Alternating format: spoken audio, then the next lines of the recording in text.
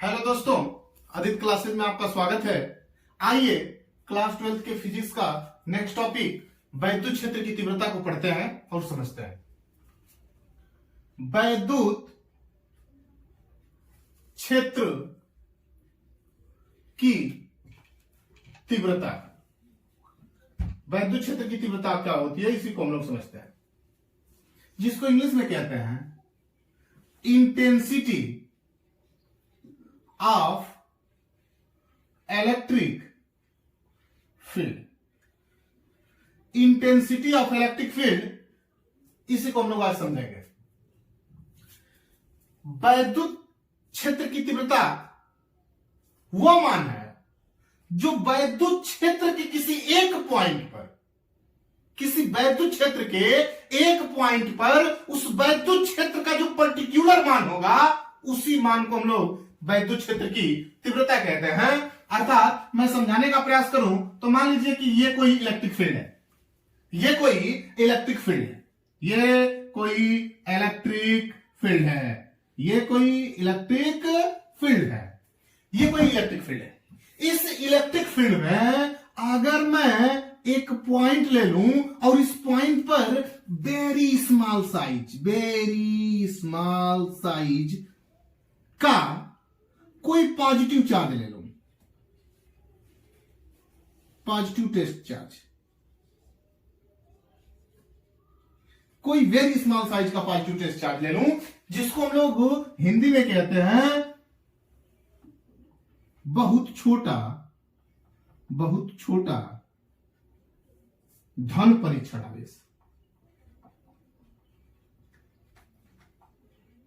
आवेश, जिसको हम लोग क्यू नॉट से डिनोट करेंगे। अगर मैं वेरी स्मॉल साइज का कोई पॉजिटिव चार्ज लेके इस इलेक्ट्रिक फील्ड के इस पॉइंट पर मैं इसको रख दूं क्यू नॉट, अगर मैं इस पॉइंट पर इस क्यू नॉट को रखूंगा, वेरी स्मॉल साइज का पॉजिटिव टेस्ट चार्ज रखूंगा, तो ये जो इलेक्ट्रिक फील्ड है, ये इलेक्ट्रिक फील्ड इस पॉइंट पर जो परीक्षण आवेश रखा गया है, जो वेरी स्मॉल साइज का परीक्षण आवेश रखा गया है, इस पर एक फोर्स लगाएगी, इस पर एक फोर्स लगाएगी। तो इस फोर्स को हम लोग किस तरीके से डिफाइन करेंगे कि इस पर कितने वैद्युत क्षेत्र की तीव्रता का मान होगा, ये फोर्स जो है वो इस पर एक फोर्स, अगर मैं इसको डिफाइन करने का प्रयास करूं तो हम कह सकते हैं कि इसका फॉर्मूला होता है E बराबर एफ बाई क्यू नॉट। ये भी सदिश, ये भी मतलब वेक्टर E बराबर vector F by Q not. तो हम इस फार्मूले से इसको किस तरीके से डिफाइन करेंगे कि किसी परीक्षण आवेश पर लगने वाला बल तथा परीक्षण आवेश के अनुपात को वैद्युत क्षेत्र की तीव्रता कहते हैं। किसी परीक्षण आवेश पर लगने वाला जो बल है तथा उस परीक्षण आवेश का अनुपात वैद्युत क्षेत्र की तीव्रता कहलाती है। इसी को हम लोग वैद्युत क्षेत्र की तीव्रता कहते हैं। इसको हम लोग कैपिटल ई से रिप्रेजेंट करते हैं, इसको हम लोग कैपिटल ई से रिप्रेजेंट करते हैं। कैपिटल ई एक सदिश राशि है, ये एक वेक्टर क्वांटिटी है, एफ एक वेक्टर क्वांटिटी है और क्यू एक स्केलर क्वांटिटी है। कह सकते हैं वेक्टर ई बराबर vector F by Q not. अगर इसका मात्रक लिखना चाहूं तो आप समझ सकते हैं कि ये एफ है, एफ का मात्रक होता है न्यूटन आप्रति। क्यू आवेश है, चार्ज है, इसका मात्रक होता है न्यूटन प्रति कूलाम, मतलब इसका मात्रक हो गया न्यूटन प्रति कूलाम। अगर इसका बीमी सूत्र की बात करें तो हम कह सकते हैं कि E बराबर एफ को अगर लिखना चाहे तो हम लिख सकते हैं एम आई इंटू ए बटा क्यू नॉट। अगर m इंटू ए बटा क्यू नॉट को लिखना चाहे तो हम Q बराबर जानते हैं आई टी। m का भी सूत्र होता है m, और a मतलब एक्सेलरेशन का भी सूत्र होता है एल टी पर -2 अपान I का होता है a और t का होता है t। सबको अगर एक साथ मिलाएं तो हम कह सकते हैं कि m ये ऊपर चला जाएगा, m l t पर -3 घात a पर -1। ये रहा इसका बीमी सूत्र। अगर इसके बीमी मात्रक की बात कर लें तो बीमी मात्रक क्या होता है, m मतलब किलोग्राम, l मतलब मीटर, किलोग्राम मीटर प्रति एम्पियर सेकेंड क्यूब। ये रहा इसका बीमी मात्रक, ये इसका मात्रक, ये इसका बीमी मात्रक। अगर देखा जाए तो E एक सदिश राशि है, F एक सदिश राशि है और Q नॉट एक अदिश राशि है। अगर इसकी दिशा की बात की जाए तो इसकी दिशा, ये जो वैद्युत क्षेत्र की तीव्रता है, ये इसकी एक दिशा है, ये एक वेक्टर क्वांटिटी है, ये एक वेक्टर क्वांटिटी है और ये एक स्केलर क्वांटिटी है। तो इसका मतलब इसकी दिशा होगी और इसकी दिशा होगी। तो अगर मैं किसी टेस्ट चार्ज को किसी इलेक्ट्रिक फील्ड में रखता हूं तो टेस्ट चार्ज पर जो बल लगेगा, बल की डायरेक्शन जो होगी वही वैद्युत क्षेत्र की दिशा होगी। आइए समझते हैं। जैसे हमने पीछे बनाया था, ये कोई इलेक्ट्रिक फील्ड है, इलेक्ट्रिक फील्ड में कोई स्मॉल साइज का कोई पॉजिटिव चार्ज Q नॉट लिए थे। अच्छा, Q नॉट कोई इलेक्ट्रिक चार्ज ले लें तो अगर Q नॉट एक इलेक्ट्रिक चार्ज है तो इसके ऊपर ये इलेक्ट्रिक फील्ड एक बल लगाएगी। अच्छा, इलेक्ट्रिक फील्ड एक बल लगाएगी तो अगर ये इलेक्ट्रिक फील्ड बल जिस डायरेक्शन में बल लगाएगी, इस वैद्युत क्षेत्र की दिशा उसी डायरेक्शन में होगी जिधर ये बल लगा दे। अच्छा, बल लगा दे अर्थात कहने का मतलब कि ये जो पॉजिटिव चार्ज है जिधर मूव करने का प्रयास करेगा उधर ही वैद्युत क्षेत्र की दिशा होगी, जिधर ये मूव कर ले। अच्छा, पॉजिटिव चार्ज की जगह पर अगर मैं कोई परीक्षण आवेश वेरी स्मॉल साइज का निगेटिव चार्ज ले लेता तो निगेटिव चार्ज के कारण इस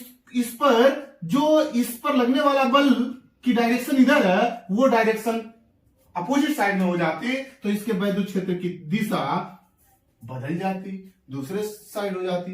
इसलिए ये एक सदिश राशि है, इस पर जो बल लगता है उसी की दिशा में वैद्युत क्षेत्र की तीव्रता होती है। जैसे मान लो अगर मैं आपको समझाना चाहूं, क्लियर कट बताना चाहूं तो कह सकता हूं कि अगर कोई पॉजिटिव चार्ज है, अगर कोई प्लस पॉजिटिव चार्ज है, इस प्लस पॉजिटिव चार्ज के कारण यहां पर कोई परीक्षण आवेश हमने ले लिया। अच्छा, इस प्लस चार्ज के कारण इसके ऊपर जो बल लगेगा वो एक दूसरे को रिपेल करेगा, मतलब इसके वैद्युत क्षेत्र की जो तीव्रता होगी वो उस पर लगने वाला बल की डायरेक्शन यही होगी, तो इसके वैद्युत क्षेत्र की तीव्रता भी यही होगी। अगर इस यहां पर कोई निगेटिव चार्ज होता, मैंने मान लिया कि कोई निगेटिव टेस्ट चार्ज ले लिया, तो निगेटिव चार्ज टेस्ट चार्ज ले लेंगे तो ये निगेटिव चार्ज इधर मूव करने का प्रयास करेगा, ना कि इधर, क्योंकि ये दूसरे के अपोजिट है तो एक दूसरे को आकर्षित करने का प्रयास करेंगे, न कि रिपेल करने का प्रयास करेंगे। तो जब आकर्षित करने का प्रयास करेंगे तो इसमें जो आवेश, परीक्षण आवेश के चलने की डायरेक्शन होगी इधर होगी, तो वैद्युत क्षेत्र की दिशा भी इधर ही होगी। इसलिए हमने आपको वैद्युत क्षेत्र की दिशा ज्ञात करने का नियम बता दिया। अगला पॉइंट आता है कि अगर कोई परीक्षण आवेश है, अगर कोई परीक्षण आवेश है और परीक्षण आवेश को किसी क्षेत्र में रखा जाए तो उस पर जो लगने वाला बल होता है उसका मान क्या होता है, तो किसी परीक्षण आवेश को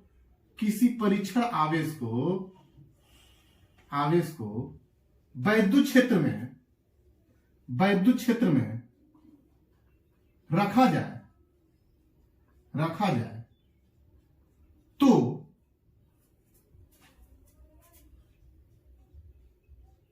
परीक्षण आवेश पर लगने वाला बल होगा। अच्छा, अभी हम लोगों ने पढ़ा कि जो वैद्युत क्षेत्र की तीव्रता होती है E बराबर vector F by Q not, हमने परीक्षण आवेश Q नॉट माना था, अर्थात जो बल होगा तो वो वेक्टर F बराबर आएगा E I into Q not. यही बल लगता है किसी वैद्युत क्षेत्र में अगर किसी पॉजिटिव चार्ज को रखेंगे तो ये इस पर लगने वाला बल है। नेक्स्ट पॉइंट, किसी बिंदु आवेश के कारण वैद्युत क्षेत्र की तीव्रता, intensity of electric field due to a point charge, intensity of electric field due to a point charge. आइए इसको समझते हैं। सबसे पहले हम कोई एक पॉजिटिव चार्ज ले लेते हैं। ये कोई पॉजिटिव चार्ज है। इस पॉजिटिव चार्ज के कारण एक इलेक्ट्रिक फील्ड जनरेट होगी। इस पॉजिटिव चार्ज के कारण एक इलेक्ट्रिक फील्ड जनरेट होगी और इलेक्ट्रिक फील्ड के अंदर किसी एक पॉइंट पर हम एक वेरी स्मॉल साइज का पॉजिटिव टेस्ट चार्ज ले लेते हैं, वेरी स्मॉल साइज का। और हमने माना कि ये ऊपर स्थित है, यहां से जो पॉजिटिव टेस्ट लिए हैं इसके बीच की दूरी r है, और जो ये परावैद्युतांक माध्यम में जिस माध्यम में रखा गया है उसका परावैद्युतांक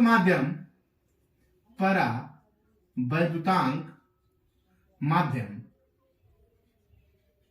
की है। हम कहेंगे कि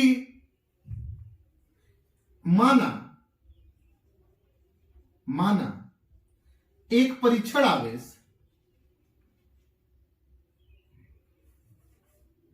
माना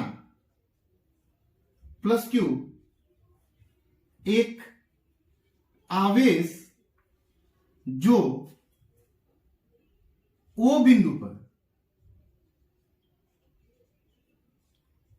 स्थित है, ओ बिंदु पर स्थित है, जिसके कारण एक वैद्युत क्षेत्र उत्पन्न हो जाता है। वैद्युत क्षेत्र उत्पन्न हो जाता है। इस वैद्युत क्षेत्र में आर दूरी पर स्थित एक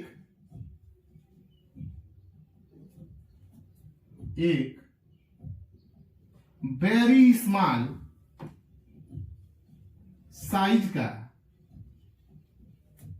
पॉजिटिव टेस्ट चार्ज लेते हैं।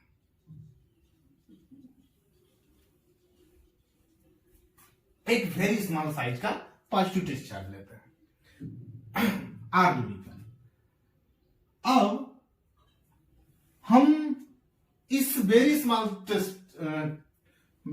स्मॉल साइज का जो टेस्ट चार्ज है इसके कारण इस पर लगने वाले बल की गणना करते हैं। अगर देखा जाए तो इस पर लगने वाला जो फोर्स होगा वो इस डायरेक्शन में होगा। कूलाम के नियमानुसार हमको पता है कि दो आवेश अगर एक दूसरे से कुछ दूरी पर आर दूरी पर हो तो उनके कारण जो फोर्स लगता है, चाहे वो रिफेल फोर्स हो चाहे वो अट्रैक्शन फोर्स हो, दोनों के लिए F बराबर 1/4 pi epsilon 0 K Q1 Q2 अपन r² होता है। चूंकि हमने F बराबर 1/4 pi epsilon not into K, Q1 की जगह पे हमने Q लिया है और Q2 की जगह पे हमने टेस्ट चार्ज ले लिया Q0 अपान r²। हम इसको एक इक्वेशन मान लेते हैं। चूंकि हमको वैद्युत क्षेत्र की तीव्रता, इसके कारण इस वैद्युत क्षेत्र की तीव्रता का मान ज्ञात करना है। तो अगर देखा जाए तो अभी हम लोग पीछे से पढ़ के आए कि E बराबर F बाई Q0। अच्छा, अगर इक्वेशन 1 से इस F का मान यहां उठा के रख दें तो कह सकते हैं कि वेक्टर E बराबर F का मान है 1/4 pi epsilon 0 K Q1 Q0 अपान r²। ये F का मान अब बटा Q0। इस Q0 से ये Q0 समाप्त हो गया तो E बराबर आ गया, वेक्टर E बराबर 1/4 पाई एप्सिलॉन नॉट Q बटा r²। यही किसी बिंदु आवेश के कारण वैद्युत क्षेत्र की तीव्रता ज्ञात करने का फार्मूला है। जिसी को हम लोगों ने डेरिवेट किया, ये इसका सूत्र था। आइए नेक्स्ट टॉपिक देखते हैं, वैद्युत द्विध्रुव।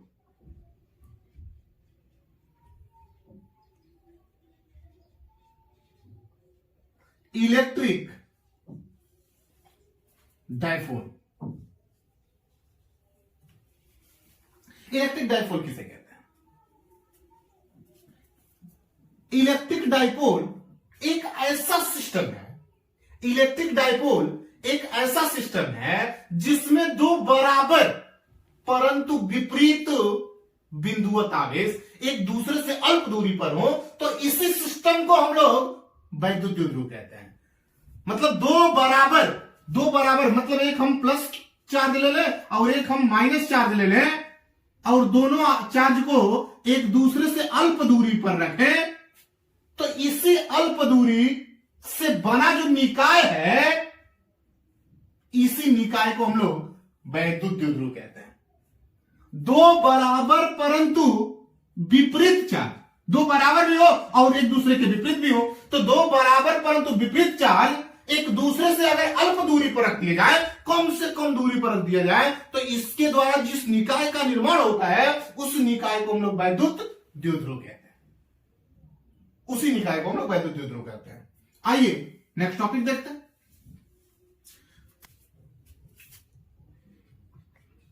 नेक्स्ट टॉपिक है वैद्युत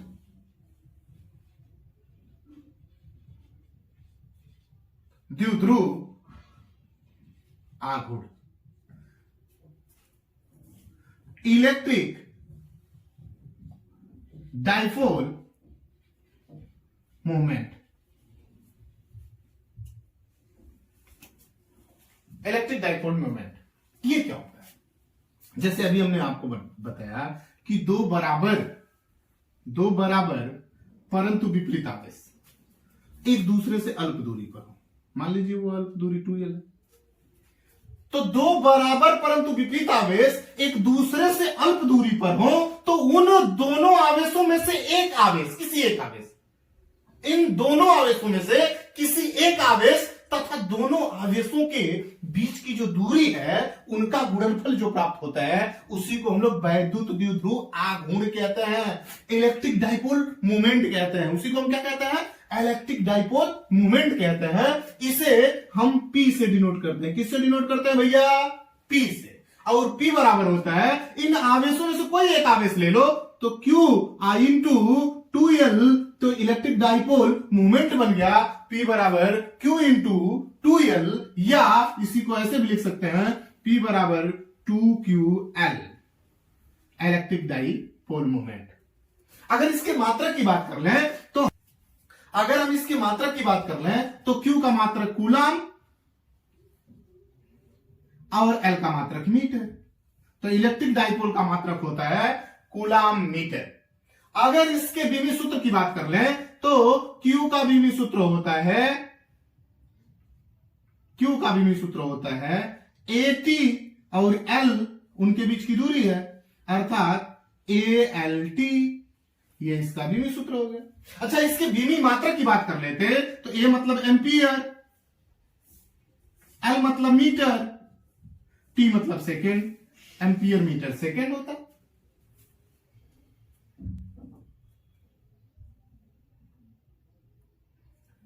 वैद्युत द्विध्रुव आघूर्ण एक सदिश राशि है जिसकी दिशा द्विध्रुव के अक्ष के अनुदिश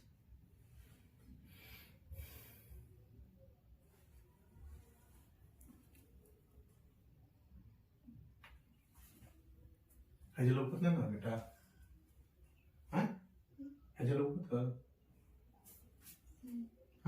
ऊपरा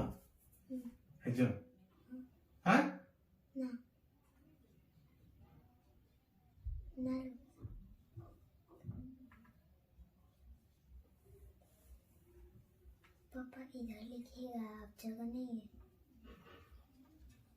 इसलिए। हाँ ठीक। जिसकी दिशा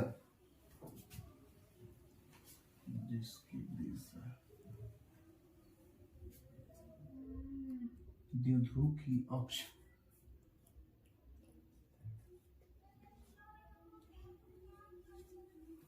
की अक्ष के अनुदिश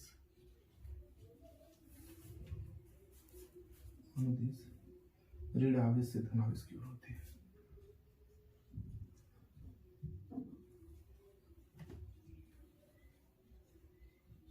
तो उतना दूर काट दीजिए। कैसा लगेगा नहीं तो लोग बता ना वो। नहीं। अच्छा वो आइए हम लोग समझते हैं कि वैद्युत द्विध्रुव एक सदिश राशि है। वैद्युत द्विध्रुव कैसी राशि है? सदिश राशि है जो इलेक्ट्रिक डाइपोल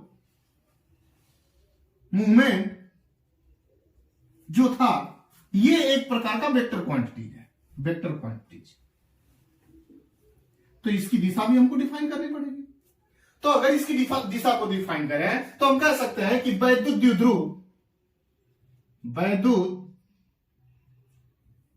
द्विध्रुव एक सदिश राशि होती है।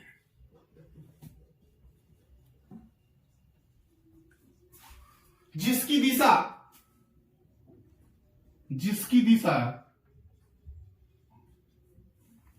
द्विध्रुव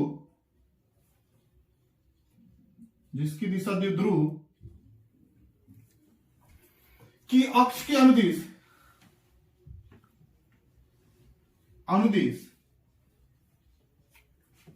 ऋण आवेश से धन आवेश की होती है। कह रहा है कि वैद्युत द्विध्रुव एक सदिश राशि है जिसकी दिशा वैद्युत द्विध्रुव के अक्ष के अनुदिश ऋण आवेश से धन आवेश की ओर होती है। मतलब अगर हमने जो वैद्युत द्विध्रुव बनाया था, अगर मैं वैद्युत द्विध्रुव यहां माइनस क्यू ले लें और यहां प्लस क्यू ले लें, इनके बीच की दूरी 2l थी, तो इसकी जो अक्ष के अनुदिश जो दिशा है वही वैद्युत द्विध्रुव की दिशा होगी। मतलब माइनस से प्लस